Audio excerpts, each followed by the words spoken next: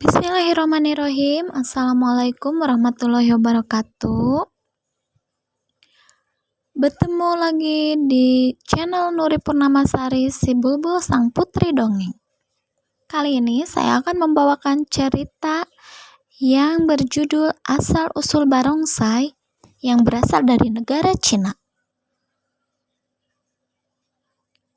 Pada zaman dahulu, di Cina ada banyak desa. Setiap tahun selama musim semi, orang-orang desa sibuk menanam padi. Pada musim gugur, mereka memanen padi. Hasil padi itu disimpan dalam lumbung sebagai persiapan menghadapi musim dingin. Setiap kali musim dingin tiba, penduduk desa merasa sangat cemas. Mereka takut makhluk aneh akan datang ke desa mereka. Makhluk itu sangat mengerikan. Di kepalanya ada 5 tanduk tajam. Sepasang matanya menyorot tajam, gigi dan kukunya juga tajam-tajam. Makhluk ini sangat kuat. Kalau dia berjalan, bukit-bukit dan rumah-rumah roboh diinjaknya. Lebih gawat lagi, dia suka menangkap dan memakan manusia. Orang-orang desa memperhatikan bahwa makhluk itu hanya muncul setahun sekali. Dia datang pada malam tahun baru dan menghilang tepat pada tengah malam. Orang-orang desa menyebut makhluk itu Nian, yang artinya tahun. Pada malam tahun baru, semua orang desa mengunci diri di rumah. Mereka berdoa semoga mereka selamat dari serangan Nian. Ketika tahun baru tiba, barulah mereka berani keluar rumah. Mereka yang lolos dari maut merasa sangat bersyukur dan saling mengucapkan gongsi. Gongsi artinya selamat, selamat. Orang-orang desa pun mengadakan perayaan selama 15 hari. Setelah itu mereka mulai bekerja dan menanam padi lagi.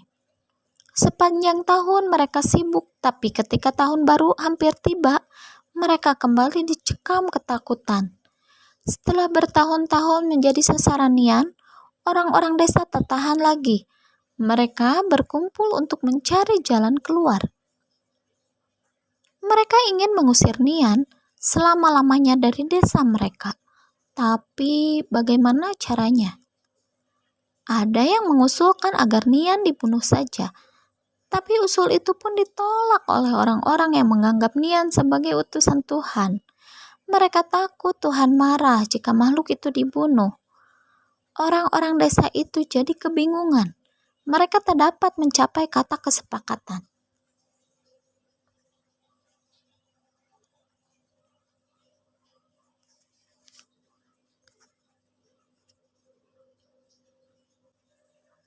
Beruntung ada Guru Zhao cendekiawan di desa itu.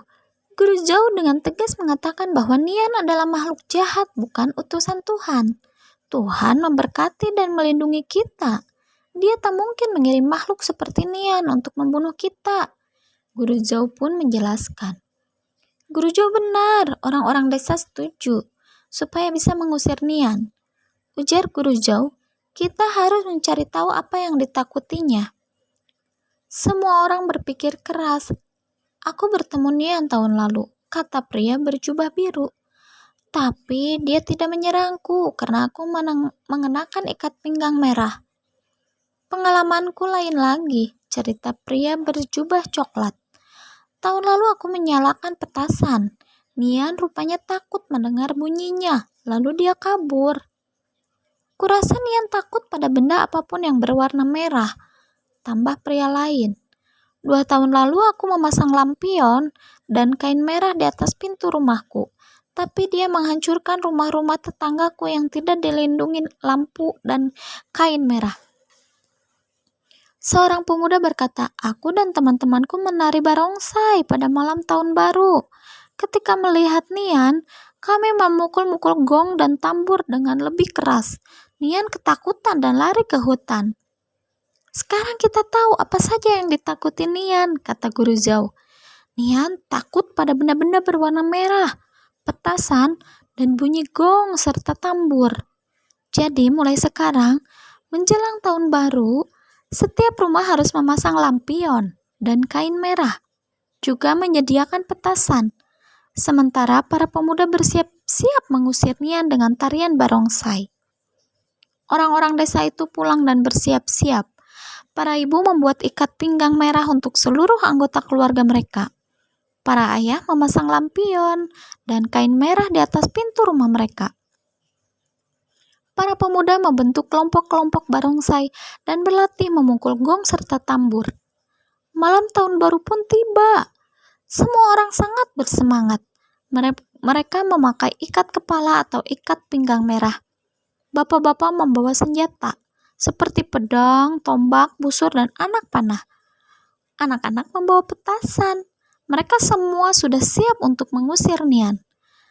Sekarang orang-orang desa tak takut lagi pada Nian. Mereka bertekad untuk melawannya. Akhirnya, yang ditunggu-tunggu pun tiba. Nian datang. Orang-orang desa segera menyalakan petasan. Semuanya meledak dengan bunyi yang memekakan telinga. Gong dan tambur dipukul keras-keras.